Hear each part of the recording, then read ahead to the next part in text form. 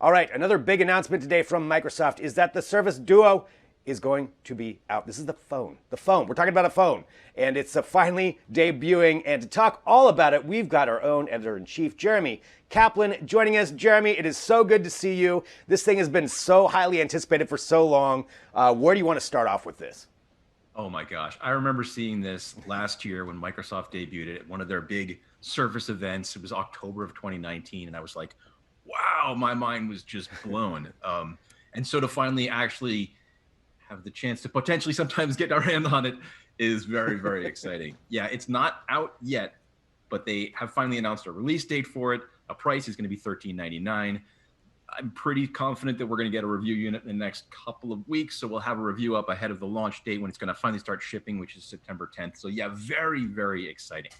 If I could give you something I want to talk about, let's chat a little bit about screens here, because to me, what's interesting is the decision to go with two screens smooshed together with a hinge between them, right? These are two 5.6-inch screens joined with this little metal hinge, rather than the common move among phone manufacturers, which is a folding screen. So it seems kind of like an interesting decision.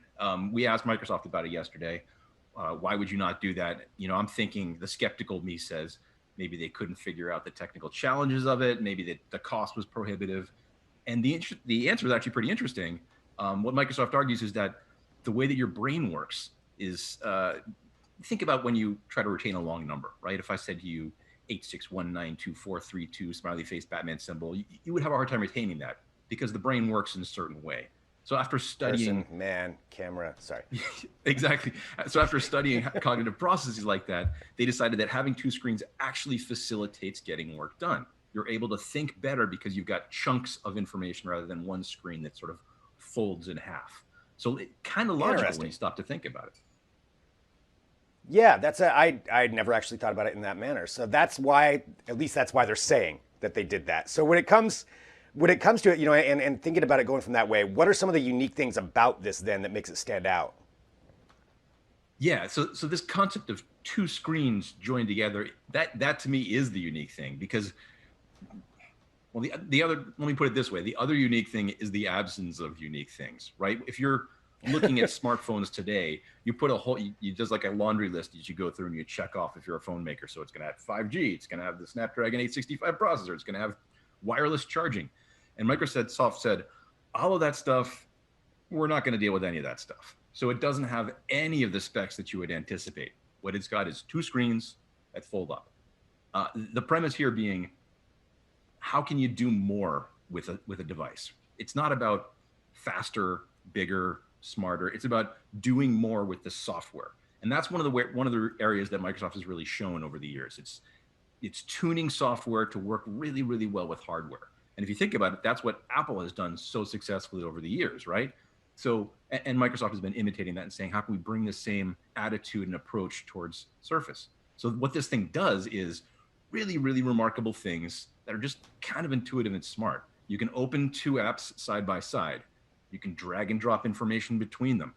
And just the concept of, think about your day-to-day operation of email, right? If you're on your phone, you open up your list of emails, you click on an email, and then that email opens up over your inbox. And all of a sudden you're hitting the back button or typing some email and returning. The button I push more than anything else on my phone is the back button. So having two screens side by side, all of a sudden productivity is tripled.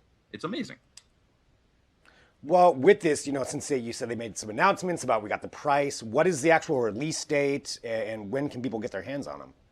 So you can order it today. They said pre-order. I hate the term pre-order, right? You're not pre-ordering, you're actually ordering. You're going to go out and spend your money, you're ordering the thing. They just can't ship it to you right now. They say they're going to start shipping it on September 10th. So $13.99 buys you the entry-level model. I think it's 128 gigs of storage. There's a higher-end version, 256 gigs for $14.99. So $1,400 or $1,500. It's a lot of money. It's a lot of money to lay out on something like this. But if it makes you a lot more productive, if you're getting a lot more out of your day, and especially if you're immersed in the Microsoft world, as many of us are, this does seem like a good bargain. Not a bargain. It seems like a smart buy, let's say. Yeah, well, $1,400. Yeah, that will be interesting to see if it actually plays out. But I mean, then again, that's the same thing for foldable devices from pretty much everybody else. They're all very expensive, so I guess we'll have to see. And this is actually cheaper. A lot of them are $1,450, $1,500. $2,000. So maybe I guess in that realm, maybe it's a good buy. I don't know. Well, we're like you said, we hopefully will have a device here soon. Oh, go ahead. One more thought for you. The way that Microsoft thought about this, and we almost flew by the other interesting fact here, which is that it's running Android rather than a Microsoft operating system. The way that Microsoft characterized this is the Microsoft you love and the Android you're familiar with. Now, I don't know about you. I might flip that around. The Android that you love, the Microsoft you use, I don't know. But anyway, it's a very interesting merger of those two things. Well, we'll have to see how it all plays out. But definitely interesting. Microsoft back in the phone game again with this one. And Jeremy, thank you so much for being here to talk about it. And I know we've got an article up too, kind of going through a bunch of this stuff. If people want to learn more about it, check it out there. And hopefully we'll have a review soon. Jeremy, as always, good to see you. Good to see you, my friend.